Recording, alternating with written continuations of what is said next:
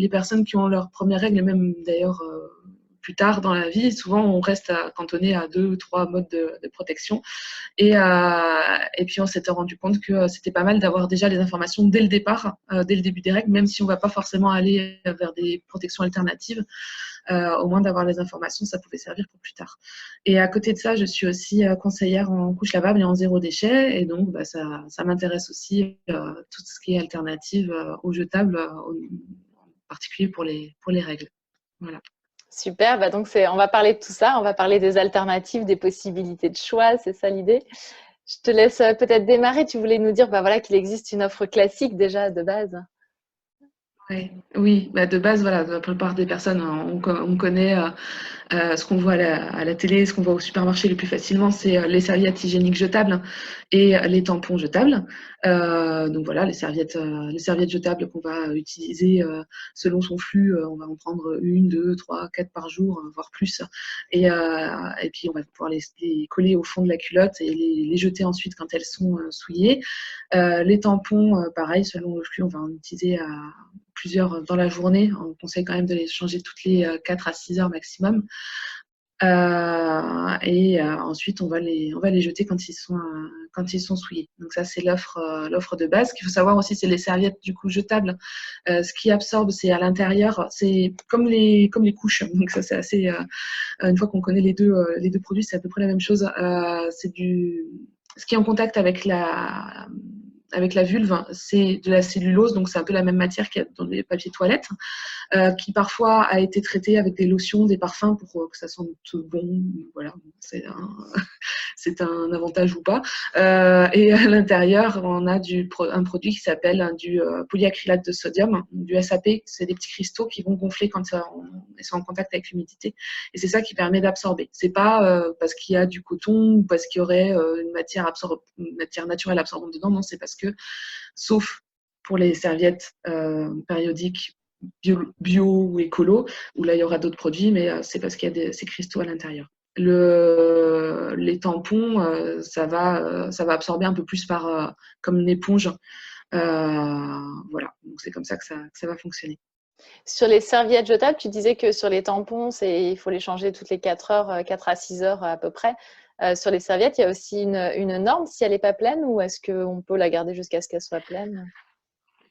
Alors, il y a un peu différents avis sur cette question, parce que l'idée pour les tampons, c'est qu'il y a un risque du syndrome du choc toxique, ce qui est indiqué d'ailleurs dans les notices des tampons jetables. Le syndrome du choc toxique, en fait, c'est un staphylocoque qui va se développer en contact avec l'air et le sang, et parce que le tampon est dans le vagin. Et donc, ça fait une espèce de bulle d'air qui va permettre aux microbes de se développer. Et ces staphylocoques vont pouvoir entrer dans la muqueuse et entrer dans le corps. Et ça risque d'avoir une infection qui peut se transformer en septicémie. Une septicémie, c'est une infection généralisée et qui peut aller très, très vite. Et donc, voilà, avec des risques, on a eu, il y a quelques années, beaucoup d'articles de journaux qui sont parus parce qu'il y avait une mannequin qui s'était fait amputer parce qu'en fait la septicémie avait atteint une septicémie c'est généralisé, donc voilà, pour pouvoir la stopper il avait fallu l'amputer.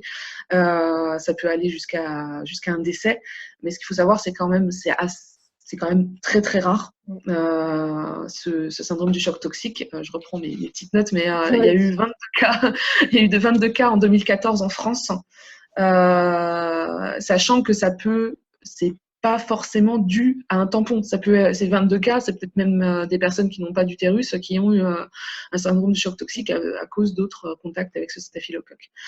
Mais de changer toutes les 4 à 6 heures, ça permet de limiter la prolifération de ce staphylocoque et donc de quand même limiter le risque du syndrome du choc toxique.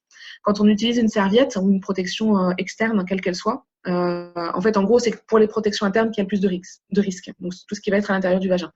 Quand c'est une protection externe, il n'y a pas cet effet de bulle d'air, et donc il y a moins de risques que les bactéries se développent et en plus rentrent dans le sang via les muqueuses. Après, voilà, c'est quand même pas non plus hyper hygiénique de garder par exemple une serviette pour tout le cycle. C'est assez. Oui. Voilà, ça va quand même être pas top, on va dire. Mais si vous avez un flux assez faible et que vous pouvez les garder toute la nuit, par exemple, ou toute une journée, a priori, ça pose pas trop de soucis. D'accord. Ouais. Donc, tu nous disais que les cristaux, c'est ça qui absorbe et ça fait comme un gel, c'est ça? C'est ça. Ça transforme Ouais. le liquide en gel et c'est ce qui explique que ça ressort pas, en fait, c'est ça? C'est ça, exactement. C'est ça qui fait que c'est ce qu'on voit dans les pubs quand ils versent le liquide bleu, là, le Le fameux sang bleu. Et ben donc, c'est ça qui va être emprisonné à l'intérieur de la serviette. Bon, ça y est, on a quelques pubs qui commencent à arriver avec du sang rouge, enfin. Oui, c'est pas du vrai sang, mais Non, bon, en même temps, ça serait un peu compliqué logistiquement. c'est ça. Mais ouais, ça commence un petit peu à venir. Bon, alors du coup, on a ça. Donc, la team tampon, la team serviette, ça, c'est ce qu'on a classiquement connu, quasiment toutes. Enfin, moi, je me souviens que c'était la question au moment des premières règles. Plutôt tampon, plutôt serviette.